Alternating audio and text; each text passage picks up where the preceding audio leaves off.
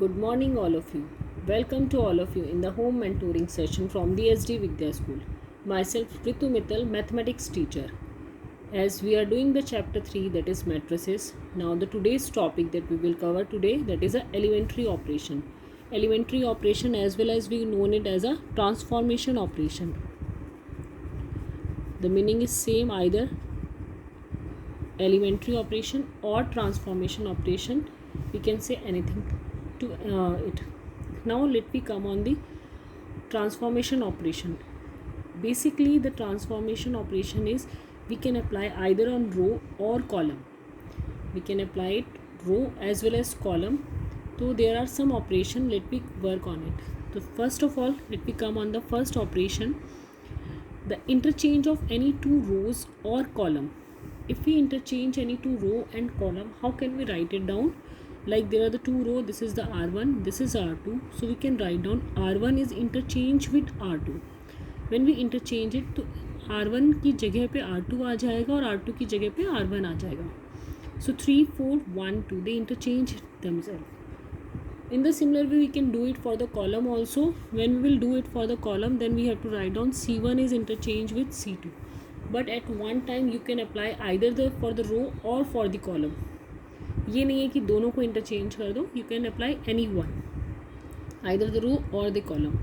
तो if you will do that C1 is interchange with C2, then it will become 2, 4, 1, 3. So this will happen. I hope that all of you get clear this step. Now come on the second step. Multiplication of the element of any row or column by a non-zero number.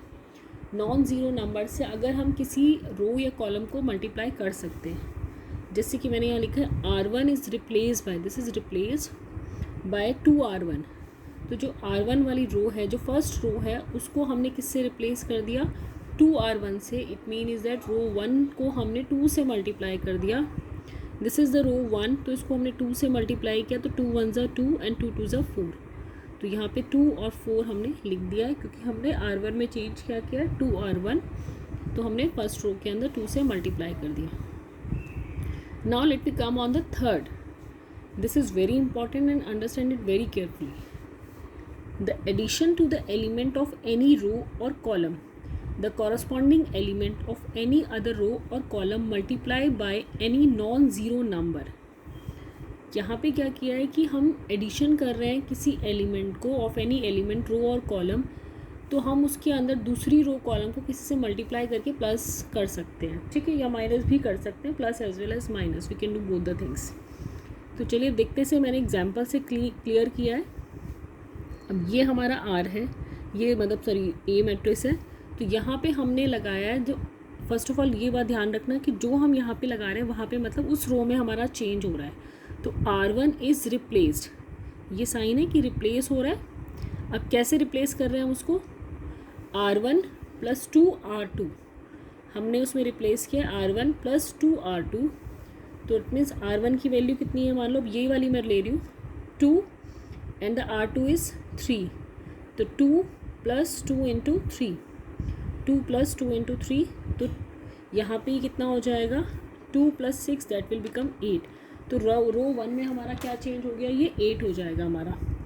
I hope that all of you get understand it कि हमने क्या किया है. अब second तरफ रो का second element ये वाला है रो 1 में, R1 प्लस 2R2, 2 इंटू 4. तो इट विल बिकम 12. तो हमारे जो नया R1 एलिमेंट्स क्या हो जाएंगे? 8 और 12 अकॉर्डिंग टू दिस ऑपरेशन जो हमने यहाँ पे ऑपरेशन लगाया है. I hope that all of you get clear this कि हमें इसे कैसे लगाना है. R1 is replace bye R1 plus 2R2. तो R1 को हमने यहाँ लिखा, उसके बाद क्या किया? Plus 2 into R2. R2 की वैल्यू कितनी थी? 3. तो 2 plus 6, that will become 8. R1 का दूसरा एलिमेंट 4 है. तो 4 प्लस 2 इंटू 4, दूसरा एलिमेंट भी बाई चांस 4 था R2 का. तो ये आंसर आ गया 12. तो ये जो हमने रिप्लेस किया है वो यहाँ पे कैसे आ जाएगा. I hope that all of you get understand it. Now come on the next topic that is very important, that is invertible of matrices. Invertible को हम ऐसे भी बोल सकते हैं कि हमें मैट्रिक्स का इन्वर्स निकालना है. ये टॉपिक इंपॉर्टेंट है, बोर्ड एग्जाम में जनरली इसमें से क्वेश्चन आ जाता है. So be careful about it.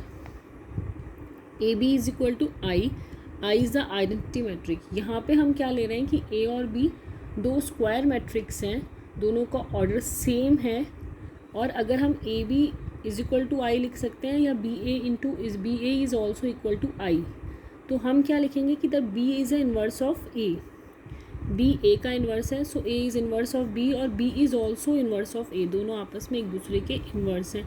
ये हमारे पास एक थ्योरम भी है इसकी।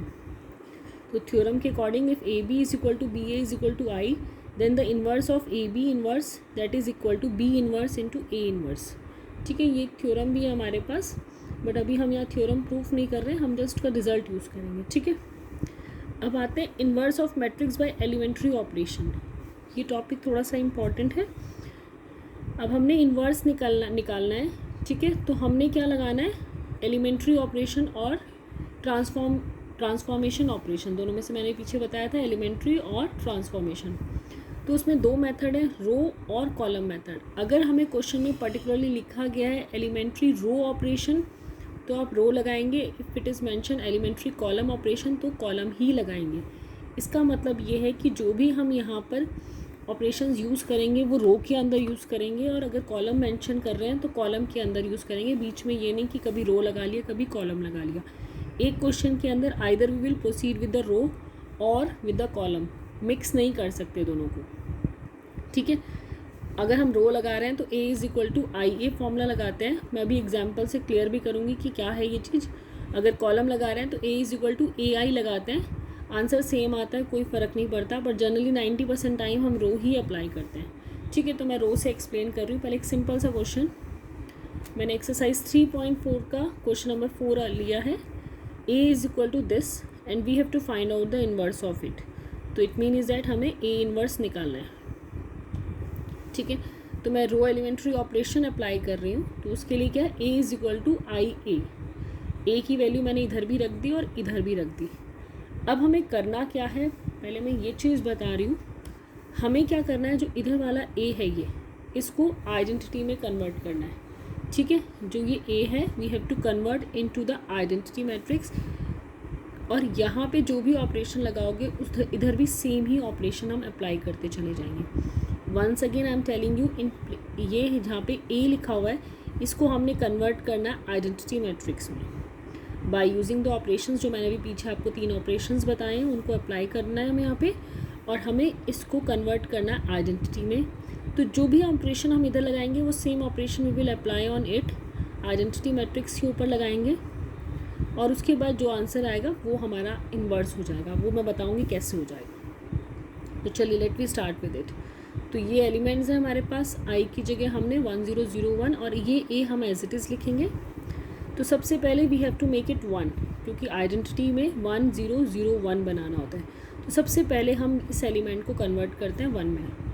अब इसको कन्वर्ट करने के लिए मैंने सीधे क्या किया, इसको 2 से डिवाइड कर दिया, 1/2 से डिवाइड कर दिया। तो R1 is replaced by 1/2 R1।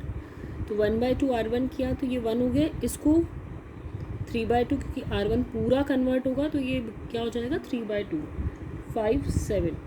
ठीक है, अगर हमने अब इधर लगाया तो same operation we have to apply here also.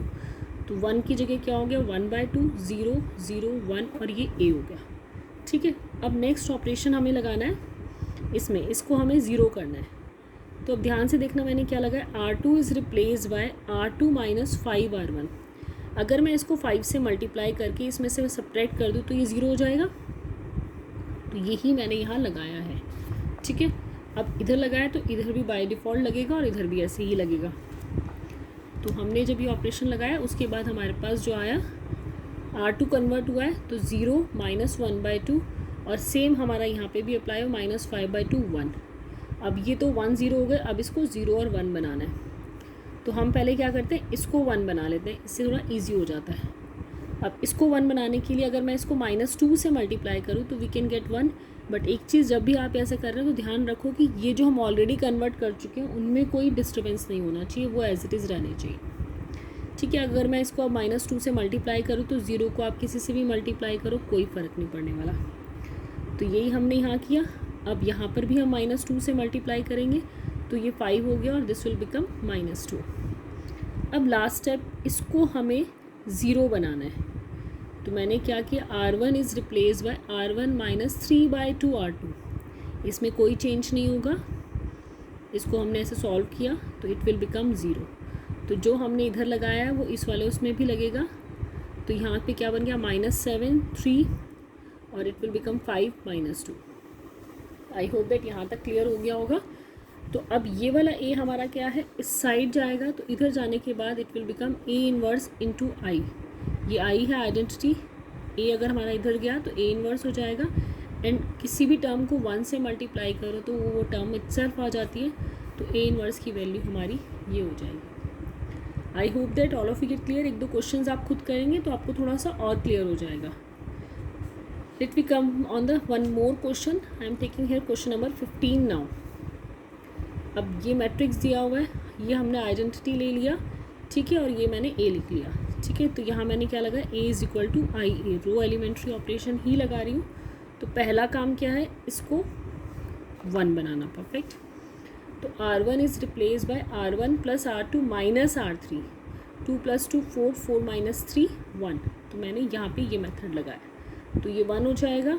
ऐसे ही सेम इसमें भी हम लगा देंगे, -3 + 2 माइनस प्लस, तो -3 + 2 + 2 दैट विल ऑल्सो बिकम 1। तो सेम हमने यहाँ लगाया, तो जो हमने इधर R1 में लगाया सेम ऑपरेशन हमने यहाँ लगा दिया and we get this result. अब सेकंड रिजल्ट, एक और चीज़ ध्यान रखना है, ये जो भी यहाँ पे कैलकुलेशन करने वाले हैं उसको हम पहले ही लिखेंगे। मींस जो भी ऑपरेशन हम लगा रहे हैं उसको ज़रूर लिखना है, अगर आप ये नहीं लिखोगे तो मार्क्स डिडक्ट हो जाएंगे। Next is R2 is replace bye R2 minus R1। मैं यहाँ दो ऑपरेशन साइड बाय साइड लगा रही हूँ, इसको ध्यान से समझना। और R3 is replace bye R3 minus 3R1। अब मैंने यहाँ दो ऑपरेशन लगाए, एक R2 में लगाया और एक R3 में लगाया। अब यहाँ जो मेन पॉइंट मैं बताने जा रही हूँ वो ये है, अगर मैं यहाँ R2 में लगा रही हूँ और यहाँ R2 यूज़ कर रही हूँ, तो जो यहाँ चेंज हो गया वो R2 मैं यहाँ यूज़ करूँगी। मैं एक बार और रिपीट कर रही हूँ, R2 is replace bye R2 minus R1। या तो मैं यहाँ R2 यूज़ ही ना करूँ, R3 R1 कर लिया हमने। अगर मैं यहाँ R2 यूज़ करूँगी तो जो इसमें चेंज हो गया वो मुझे यहाँ यूज़ करना पड़ेगा। ये ध्यान रखना, जो पहले लग गया उसके बाद उसको यूज़ करेंगे। तो R2 is replace bye R2 minus R1। R2 ये रहा हमारा, R2 माइनस 2R1 हम लोग लगाएंगे, सॉरी, तो तभी हमारा ये 0 होगा, ठीक है। तो इस तरह से हमने इसमें लगा दिया। In the similar way this side also we will apply this. और साथ ही हमने लगाया R3 is replace bye -3R1। तो यहाँ पे कितना हो जाएगा, 0 -5 -10 -3 and +4। Now let me move on the next step. Next step में मैंने क्या किया, R2 और R3 को आपस में इंटरचेंज कर दिया, ठीक है। R2 और R3 को इंटरचेंज करके यहाँ पे हमारा 0 एक्चुअली हो गया, तो यहाँ पे ये 0 हो गया, ये -5 आ गया, ऐसे ही यहाँ पे कर दिया। अब हमने लास्ट वाला रो है, इसमें इसको 1 बनाना है। तो इसको 1 बनाने के लिए हमने क्या किया, R2 is replace by second row में इसको 1 बनाना है, सॉरी। तो हमने -1/5 R2 और R3 को भी मैंने साथ साथ कर दिया, -1/5 R3। तो ये भी हमारा 1 क्रिएट हो गया, ये भी हमारा 1 क्रिएट हो गया, दोनों एक ही स्टेप में हमने कर लिए। और इधर ये दोनों रोज़ हमारी -1/5 से मल्टीप्लाई हो गई। अब नेक्स्ट स्टेप में हमें क्या करना है, R2 is replace bye R2 minus 2R3। इसको 0 बनाना है, तो इसको 0 बनाने के लिए हमने ये स्टेप लिया। और साथ साथ हमने क्या किया, R1 is replace bye R1 minus 4R3, इसको भी हमने 0 बना दिया, ठीक है। तो ये दोनों स्टेप हमने साथ साथ ले लिए। ये भी ध्यान रखा कि इन दोनों में कोई चेंज ना आए, मेनली तो इसमें नहीं आना चाहिए था इधर वाला, ये ऑलरेडी क्रिएटेड हो चुका है। अब लास्ट रह गया R1 इज़ रिप्लेस, कौन सा रह गया, बस ये वाला रह गया। तो R1 is replace bye R1 minus R2 हमने यहाँ अप्लाई किया and we get this result. अब इसमें क्या था, सबके पास 1/5 डिनोमिनेटर में था, तो माइनस भी था मोस्टली, तो मैंने इसलिए -1/5 कॉमन ले लिया, तो it will become 2 1 -2 and that is also become -3। तो जो नेगेटिव थे वो पॉजिटिव हो गए, जो पॉजिटिव थे नेगेटिव हो गए, and this way we get the A inverse is -1/5 this. I hope student all of you get clear this concept. Now all of you have to do the exercise, try it at yourself and let me know if you have any doubt. then we can discuss it. Thank you student and have a nice day.